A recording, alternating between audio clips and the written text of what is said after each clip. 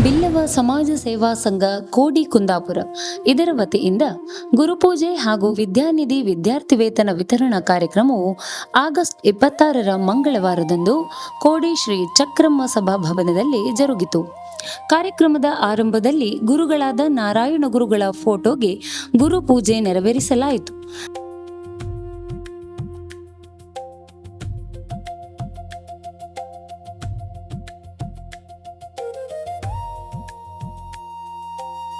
ಬಳಿಕ ಬಿಲ್ಲವ ಸಮಾಜದ ಸದಸ್ಯರ ಮುಖಾಂತರ ಸಂಗ್ರಹಿಸಿದ ನಗದನ್ನು ಸಂಘದ ಖಾತೆಯ ಚೆಕ್ ಮುಖಾಂತರ ವಿದ್ಯಾನಿಧಿ ಕಾರ್ಯಕ್ರಮ ಉದ್ಘಾಟಿಸಲಾಯಿತು. ಸಂಘದ ಅಧ್ಯಕ್ಷರಾದ ಗಂಗಾಧರ ಪೂಜಾರಿ ಅವರು ಕಾರ್ಯಕ್ರಮದ ಅಧ್ಯಕ್ಷತೆ ವಹಿಸಿ ಮಾತನಾಡಿದರು. ಗುರು ಜಯಂತಿ ಕಾರ್ಯಕ್ರಮ ನಾವು ಹೋದ ವರ್ಷದಿಂದ ನಾವು ಮಾಡ್ತಾ ಇದ್ದೇವೆ. ನಾನು ಹೋದ ವರ್ಷನೇ ಗುರುಗಳ ಹತ್ರ ಒಂದು ಪ್ರಾರ್ಥನೆ ಇಟ್ಟಿದ್ದೇನೆ, ಮುಂದಿನ ವರ್ಷ ನಿಮ್ಮ ಗುರು ಪೂಜೆ ಒಂದು ವಿಶೇಷ ರೀತಿಯಲ್ಲಿ ಆಗಬೇಕಂತೇಳಿ. ಅದು ಈ ವರ್ಷ ಒಂದು ಒಳ್ಳೆಯ ಗುರುಪೂಜೆ ಆಗಿದೆ. ಹಾಗೆ ಪ್ರತಿಯೊಂದು ಕಾರ್ಯಕ್ರಮವು ಸಹ ನಾವು ಮಾಡಬೇಕಿದ್ರೆ 50ರಿಂದ 1 ಲಕ್ಷ ರೂಪಾಯಿ ಹತ್ತಿರ ಬೇಕಾಗ್ತದೆ. ಪ್ರತಿ ಕಾರ್ಯಕ್ರಮಕ್ಕೂ ನಾವು ಸಭೆ ಕರಿತೇವೆ. ಸಭೆಯಲ್ಲಿ ಫಸ್ಟ್ ಆಗಿ ಒಂದು 40 ಜನ ಇದ್ದೀರ, ಕಡೆ 35 ಆಯಿತು, ಕಡೆಗೆ 30 ಆಯಿತು, ಕಡೆಗೆ ಈಗ 20 ಆಯಿತು. ಅಂದರೆ ಕಾರಣ ಏನಿಷ್ಟೇ, ಪ್ರತಿ ಮೀಟಿಂಗ್ ಬಂದವರಿಗೂ ನಾವು ಹಣದ ಒತ್ತಡ ಇರ್ತೇವೆ. ಇಟ್ಟುವಣ್ಣ ಎಷ್ಟು ಕೊಡು, ನಾರಾಯಣ ಎಷ್ಟು ಕೊಡು, ಸಂಕ್ರಣ್ಣ ಎಷ್ಟು ಕೊಡು ಅಂತೇಳಿ. ಅದು ಆಗಬಾರ್ದು. ಮತ್ತು ಬೇರೆ ಯಾವುದೇ ಕಾರ್ಯಕ್ರಮ ನಿಂತು ಹೋಗ್ಬೋದು, ಆದರೆ ಈ ಗುರುಪೂಜೆ ವಿದ್ಯಾರ್ಥಿ ವೇತನ ಈ ಕಾರ್ಯಕ್ರಮ ಇದು ನಿಲ್ಲಲೇಬಾರದು, ಇದು ಮುಂದೆ ಹೋಗಲೇಬೇಕು. ಅದಕ್ಕೋಸ್ಕರ ನಾವು ಇದನ್ನು ರೂಪುಗೊಳಿಸಿದ್ವಿ. ಯಾಕೆಂದರೆ ನಮ್ಮ ಸಮಾಜದಲ್ಲಿ 60 ವರ್ಷದ ಇತಿಹಾಸ ಇದೆ ಅಂತ ನಮ್ಮ ಹಿಂದಿನವರು ಹೇಳ್ತಾ ಇದ್ರು. ಅದು ಯಾವ ರೀತಿ ಆಗಿದೆಯೋ ನಮಗೆ ಗೊತ್ತಿಲ್ಲ, ಅದು ಗೊತ್ತಿಲ್ಲ. ಆದರೆ ಈಗ ನಾವು 12ನೇ ವರ್ಷದ ಹಂತದಲ್ಲಿದ್ದೇವೆ. ಅದಕ್ಕೆ ಅವರ ಹಿರಿಯರ ಒಂದು ನೆನಪು ಇಲ್ಲಿ ಮಾಡಲಿಕ್ಕೆ ನಮಗೊಂದು ಅವಕಾಶ ಬೇಕಿತ್ತು. ಅದಕ್ಕೋಸ್ಕರ ನಾವು ಇದು ವಿದ್ಯಾನಿಧಿ ಅಂತ ಒಂದು ಸ್ಥಾಪನೆ ಮಾಡಿದ್ದು. ಈ ವಿದ್ಯಾನಿಧಿ ಈ ಮಟ್ಟಕ್ಕೆ ಹೋಗ್ತದಂತ ನಾನು ಎನಿಸ್ಕೊಳ್ಳಿಲ್ಲ. ನಾನು ಕೇವಲ ಒಂದು 2-3 ಲಕ್ಷ ರೂಪಾಯಿ ಒಟ್ಟಾಗ್ಬೋದಂತ ನಾನು ಅನಿಸಿಕೆಯಿಂದ ಹೊರಟದ್ದು. ಈಗ ನೋಡುವಾಗ ನಮ್ಮ ಎದುರು ಲಕ್ಷ ಕೊಟ್ಟಂತ ವ್ಯಕ್ತಿಗಳು ಇಲ್ಲಿದ್ದಾರೆ. ಕಾರ್ಯಕ್ರಮದ ಮುಖ್ಯ ಅಂಗವಾಗಿ ಎಸ್ಎಸ್ಎಲ್ಸಿ ಮತ್ತು ಪಿಯುಸಿಯಲ್ಲಿ ಅತ್ಯಧಿಕ ಅಂಕ ಗಳಿಸಿದ 13 ವಿದ್ಯಾರ್ಥಿಗಳನ್ನು ಸನ್ಮಾನಿಸಿ ಅಭಿನಂದಿಸಲಾಯಿತು. ತದನಂತರ ಇತ್ತೀಚೆಗಷ್ಟೇ ಎಂಬಿಬಿಎಸ್ ಮುಗಿಸಿದ ಡಾಕ್ಟರ್ ಮೇಘನಾರನ್ನು ಗುರುತಿಸಿ ಸನ್ಮಾನಿಸಲಾಯಿತು.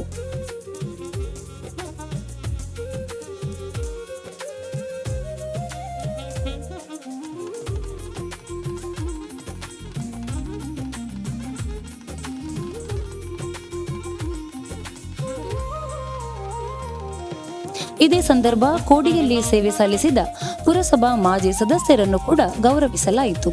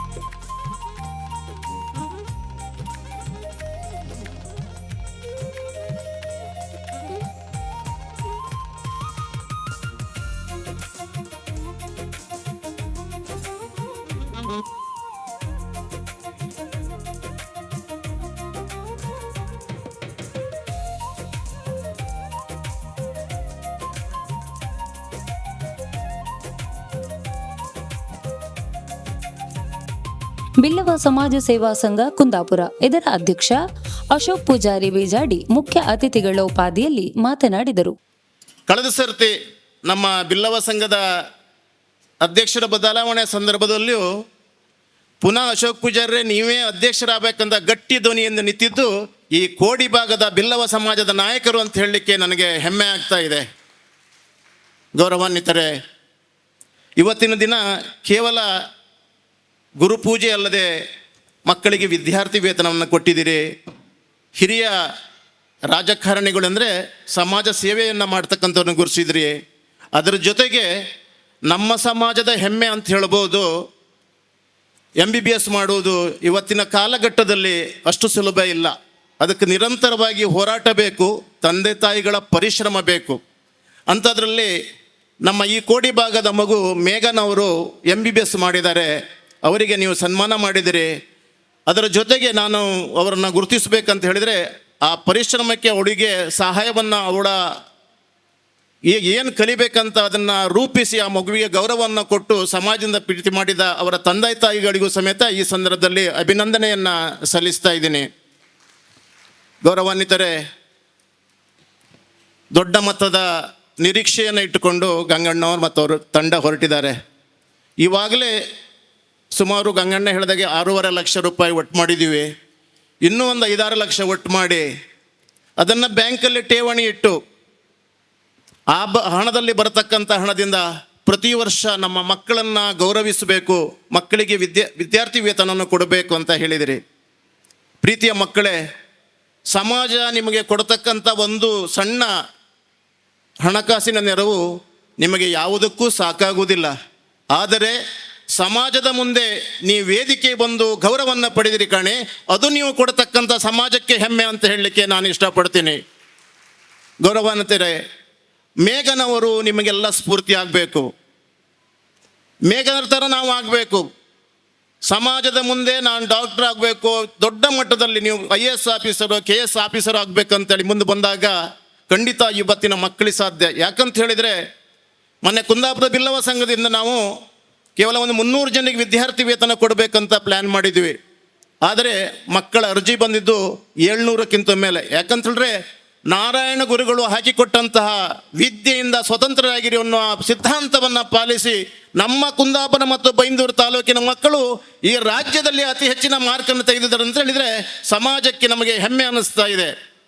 ಕಾರ್ಯಕ್ರಮದಲ್ಲಿ ಕೋಡಿ ಚಕ್ರಮ ದೇವಸ್ಥಾನ ಟ್ರಸ್ಟ್ನ ಅಧ್ಯಕ್ಷರಾದ ಕೆ ಗೋಪಾಲ ಪೂಜಾರಿ ಪ್ರಾಸ್ತಾವಿಕ ನುಡಿಗಳನ್ನಾಡಿದರು. ನಮ್ಮ ಸಂಘ ಇವತ್ತಿಗೆ 65 ವರ್ಷ ಆಗಬೇಕಿತ್ತು. ಹಾಗೆ ನಮ್ಮ ಹಿಂದಿನವರು ಈ ಒಂದು ಸಂಘವನ್ನು ಕಟ್ಟಿದ್ದಾರೆ ಅಷ್ಟೇ, ಅದನ್ನು ಬೆಳೆಸಲಿಲ್ಲ. ಅರ್ಧದಲ್ಲಿ ಕೈ ಬಿಟ್ಟರು. ಆ ಕೈ ಬಿಟ್ಟ ನಂತರ ಅದಕ್ಕೊಂದು ನೋಂದಣಿ ಏನೂ ಮಾಡದೇ ಇದ್ದ ಕಾರಣ ನಾವು ಇಂದು ಈ ಪರಿಸ್ಥಿತಿಯಲ್ಲಿ ಇದ್ದೇವೆ. ಇಲ್ಲದೇ ಇದ್ದರೆ ನಮ್ಮ ಮಾತೃ ಸಂಘದಕ್ಕಿಂತ ನಾವು ಅತಿ ಎತ್ತರಕ್ಕೆ ಬೆಳೆಯುತ್ತಿತ್ತೋ ಏನೋ ಅಂತ ಆ ಭಾವನೆಯಲ್ಲಿ ನಾವು ಹೋಗ್ತಿತ್ತು. ಆದರೆ ಅದು ನಮ್ಮ ಕೋಡಿ ಭಾಗದ ಜನರಲ್ಲಿ ಉಳಿಲಿಲ್ಲ. ಭಾಳಷ್ಟು ಧನ ಸಂಪಾದನೆ ಆಗ್ತಿತ್ತು ಇಷ್ಟಿನವರೆಗೆ. ನಮ್ಮದೊಂದು ಮಜಬೂತ್ ಸಂಘ ಅಂದರೆ ಹಣ ಸಂಪಾದನೆ ಕೂಡ ಆಗ್ತಿತ್ತು, ಆದರೆ ಆಗಲಿಲ್ಲ. ಹಾಗಾದರೆ ಗತ 12 ವರ್ಷದಿಂದ ಸಂಘ ನಡೀತಾ ಇತ್ತು. ಆದರೆ ನಡೆದೇ ಇದ್ದರೂ ಸಹ ಸಂಘದಲ್ಲಿ ಚಟುವಟಿಕೆಗಳು ನಮಗೂ ಸಹ ಗೊತ್ತಾಗಲಿ. ನಾನು ಬೊಂಬೆ ಊರಿಗೆ ಬಂದ ನಂತರ ಒಂದು 5 ವರ್ಷ ಆಯಿತು. ಗಂಗಾಧರ್ ಪೂಜಾರಿಯವರು ಅಧ್ಯಕ್ಷತೆ ವಹಿಸಿಕೊಂಡ ನಂತರ ಈ ಸಂಘವನ್ನು ನೋಂದಣಿ ಮಾಡಿ ಆ ನೋಂದಣಿ ಪ್ರಕಾರ ರಿಜಿಸ್ಟ್ರೇಷನ್ ಆದ ನಂತರ ಹಲವಾರು ಚಟುವಟಿಕೆಗಳು ನಡೆಸ್ತಾ ಇದ್ದರು. ಒಳ್ಳೊಳ್ಳೆ ಚಟುವಟಿಕೆಗಳು ಆಗಿದ್ದೇವೆ. ಅದೇ ರೀತಿ ಇಂದು ಸಹ ನಮ್ಮ ಚಟುವಟಿಕೆಗಳು ಬಹಳ ಉತ್ತಮ ರೀತಿಯಲ್ಲಿ ಒಂದು ಯೋಜನೆಯನ್ನು ಹಾಕಿಕೊಂಡಿದ್ದರು. ಏನು ಯೋಜನೆ ಅಂತ ಹೇಳಿದರೆ ವಿದ್ಯಾರ್ಥಿ ವೇತನ ಪ್ರತಿ ವರ್ಷ ಪ್ರತಿ ವರ್ಷ ಅಂದರೆ 3 ವರ್ಷ, ಇದು 4ನೇ ವರ್ಷ. ನಾವು ನಮ್ಮ ಎಲ್ಲರ ಹತ್ರ ಸದಸ್ಯರ ಹತ್ರ ಬೇಡಿ ವಿದ್ಯಾರ್ಥಿ ವೇತನ ಕೊಡ್ತಾ ಇದ್ದೇವೆ. ಅದನ್ನು ಮುಂದಕ್ಕೆ ಬಂದ್ ಮಾಡಬೇಕು. ಅದು ಹೇಗೆ ಮಾಡೋದು ಅಂತ ನಾವೆಲ್ಲ ಸದಸ್ಯರು ಸಮಿತಿಯವರು ಕೂತು ನಿರ್ಣಯ ಮಾಡಿದಾಗ ಈ ಒಂದು ಯೋಜನೆ ನಮ್ಮ ಅಧ್ಯಕ್ಷರು ಹೇಳಿದರು, ವಿದ್ಯಾನಿಧಿಯನ್ನು ನಾವು ಸ್ಥಾಪನೆ ಮಾಡಿದರೆ ಅದರಿಂದ ಬಂದ ಬಡ್ಡಿಯಲ್ಲಿ ನಾವು ಪ್ರತಿ ವರ್ಷ ವಿದ್ಯಾರ್ಥಿಗಳಿಗೆ ವಿದ್ಯಾರ್ಥಿ ವೇತನವನ್ನು ನೀಡಬಹುದು ಎಂಬ ಆಲೋಚನೆಯನ್ನು ನೀಡಿದರು. ಅದೇ ಪ್ರಕಾರ ನಾವು ಬಹಳ ಹೆಮ್ಮೆಯಿಂದ ಎಲ್ಲರೂ ಒಪ್ಪಿಕೊಂಡೆವು. ಅದೇ ರೀತಿ ಇಂದಿನ ದಿನ ನೋಡಿದರೆ ನಮಗೆ ಸಾಧಾರಣ ಒಂದು 6 ಲಕ್ಷ ಒಟ್ಟಾಗಿದೆ ಅಂತ ಹೇಳ್ಬೋದು. ಅದು ನಮಗೆ ಹೆಮ್ಮೆ ಪಡುವಂಥ ವಿಷಯ. ಆದರೂ ಮುಂದೂ ಕೂಡ ಈ ವಿದ್ಯಾನಿಧಿಗೆ ಹಣ ಬರ್ಬೋದು. ಬಂದರೆ ನಮ್ಮ ಸಂಸ್ಥೆ ಬಹಳ ಗಟ್ಟಿಮುಟ್ಟಾಗಿ ನಿಲ್ಬಹುದು. ಇನ್ನು ಮುಂದೆ ಯಾರ ಬರಲಿ ಆ ಸಂಘವನ್ನು ಆಡಳಿತ ಮಾಡಿಕೊಂಡು ಹೋಗ್ಬೋದು. ಯಾಕಂದರೆ ಬೇಡಲಿಕ್ಕೆ ಅವಶ್ಯಕತೆ ಇಲ್ಲ. ಪ್ರತಿ ವರ್ಷ ಕೇಳಿದಾಗ ಇವತ್ತು ಬಾಬಣ್ಣ ಒಂದು 2,000 ಹೊರಗಣ್ಣ 2,000 ಕೊಡಿ ಅಂತ ಹೇಳ್ಕೊಟ್ಟೆ ಹೊರಗಣ್ಣ ಹೇಳಿದ್ರೆ ಪ್ರತಿ ಸಲ ಹೋದಾಗ ನಾವೆಂತ ಮರಿ 2,000 ಕೊಡೋದು, ಎಲ್ಲಿಂದ ಕೊಡೋದು ಅಂತೇಳಿ ಹಿಂದೆ ಹೋಗ್ತಿದ್ರು ಅಲ್ವೇ ಸರ್? ಹಾಗೆ ನಡೀತಿತ್ತು. ಆದರೆ ಇನ್ನು ಮುಂದಕ್ಕೆ ಹಾಗೆ ನಡೀಬಾರ್ದು, ಆ ರೀತಿ ಪರಿಸ್ಥಿತಿ ಹೋಗಬಾರ್ದು ಅಂಥೇಳಿ ನಾವೊಂದು ಈ ಒಂದು ಯೋಜನೆಯನ್ನು ಹಾಕಿಕೊಂಡಿದ್ದಾರೆ. ಭಾಳ ಒಳ್ಳೆಯ ಯೋಜನೆ. ಈ ಯೋಜನೆ ಮುಂದೆ ಹೋದರೆ ನಮ್ಮ ಸಂಸ್ಥೆ ಇನ್ನೂ ಹೆಮ್ಮರವಾಗಿ ಬೆಳೀಲಿಕ್ಕೆ ಸಾಧ್ಯ ಉಂಟು ಅಂತ ನಾನು ಹೇಳ್ತೇನೆ. ಅದೇ ರೀತಿ ಮತ್ತು ನಮ್ಮ ಜಾತಿ ಜಾತಿ 50-60 ವರ್ಷದ ಹಿಂದೆ ನಾನು ಹೇಳೋದಾದರೆ ನಾವು ಭಾಳ ಹೀನ ಮಟ್ಟದಲ್ಲಿ ಇದ್ದೇವೆ. ಹೀನ ಮಟ್ಟದಲ್ಲಿ ಇದ್ದಿತ್ತು ಅಂದರೆ ನಾವು ಕೊಂಕಣಿಯವರು ಸೇರಿಗಾರರು ಬರುವಾಗ ರಸ್ತೆಯಲ್ಲಿ ಹೋಗುವಾಗ ಗೆದ್ದೆಯಿಂದ ಕೆಳಗಿಳಿಬೇಕಿತ್ತು. ಗದ್ದೆಯಲ್ಲಿ ನಮ್ಮ ಗೆದ್ದೆಯಲ್ಲಿ ನೆಡಲಿಕ್ಕಿಲ್ಲ, ಅವರು ಮೈ ಮುಟ್ಲಿಕ್ಕಿಲ್ಲ. ಈ ರೀತಿ ಒಂದು ಪರಿಸ್ಥಿತಿಯಲ್ಲಿ ನಮ್ಮ ಹೀನ ಜಾತಿ ಇತ್ತು. ಅದಕ್ಕೆ ನಮಗೊಂದು ಒಳ್ಳೆ ಗುರುಗಳು, ನಾರಾಯಣ ಗುರುಗಳು ಹುಟ್ಟಿ ನಮ್ಮ ಜಾತಿಯನ್ನು ಎತ್ತಿ ಹಿಡಿದವರು. ಅವರು ಇವತ್ತಿಗೆ ವಿಶ್ವಗುರು ಆಗಿದ್ದಾರೆ. ಆದರೆ ಅವರ ಗುರು ಜಯಂತಿ ಈ ವರ್ಷ ಈ ಸ್ಥಿತಿಯಲ್ಲಿ ನಾವು 3 ವರ್ಷದಿಂದ ನಾವು ಚಕ್ರಮ್ಮ ದೇವಸ್ಥಾನದ ಒಳಗೆ ಪೌಳಿ ಒಳಗೆ ಮಾಡ್ತಿದ್ದೇವೆ. ಈ ವರ್ಷ ನಮಗೆ ಹಾಲ್ ಸಿಕ್ಕಿದೆ. ಹಾಲ್ನಲ್ಲಿ ಭಾಳ ವಿಜೃಂಭಣೆ, ಮುಂದಿನ ವರ್ಷ ಇದಕ್ಕೂ ವಿಜೃಂಭಣೆಯಲ್ಲಿ ಆಗ್ಬೋದು ಅಂತ ನನ್ನ ಆಸೆಯನ್ನು ವ್ಯಕ್ತಪಡಿಸ್ತೇನೆ. ಆಗ್ಬೋದು ಅಂತೇಳಿ ನನ್ನ ಅಧ್ಯಕ್ಷರು ಕೂಡ ಇದಕ್ಕೆಲ್ಲ ನಮ್ಮೆಲ್ಲರ ಸಹಕಾರದಿಂದ ಇನ್ನಷ್ಟು ಜನ ಒಟ್ಟಾಗಬೇಕು. ಇದು ಜನ ಭಾರಿ ಕಡಿಮೆ ಆಯಿತು. ಈಗ ನಮ್ಮ ಮಾತೃ ಸಂಘದ ಅಧ್ಯಕ್ಷರು ಬಂದಿರೋ ಅವ್ರು ಹೇಳಿದ್ರು ಕೋಡಿಯಲ್ಲಿ ಇಷ್ಟೇ ಜನ ಇರೋದು ಅಂತೇಳಿ. ಅಲ್ಲ, ಕೋಡಿಯಲ್ಲಿ ಜನ ತುಂಬ ಇದ್ದರು. ಆದರೆ ನಮ್ಮದು ಒಂದು ಕಾರ್ಯಕ್ರಮ ನಾಳೆಗಿಟ್ಟ ಕಾರ್ಯಕ್ರಮ ಇವತ್ತಿಡುಗೋಸ್ಕರಾಗಿ ಸ್ವಲ್ಪ ಏರುಪೇರು ಎಲ್ಲ ಆಯಿತು. ಆದ್ದರಿಂದ ಯಾರು ಕೂಡ ನಾವು ಅದರಲ್ಲಿ ಬೇಸರ ಮಾಡುವಂತಿಲ್ಲ. ಆದಷ್ಟು ಜನ ಬಂದಿದ್ದೀರಿ, ಇದಕ್ಕೆಲ್ಲ ಸಹಕಾರ ಕೊಟ್ಟಿದ್ರಿ. ಇನ್ನು ಮುಂದೆ ಕೂಡ ಒಳ್ಳೆ ರೀತಿಯಲ್ಲಿ ಸಹಕಾರ ಕೊಡಬೇಕು. ಈ ಸಂಘವನ್ನು ಬೆಳೆಸಬೇಕು. ನಮ್ಮ ಸಂಘಟನೆ ಇನ್ನಷ್ಟು ಹೆಚ್ಚಾಗಬೇಕು.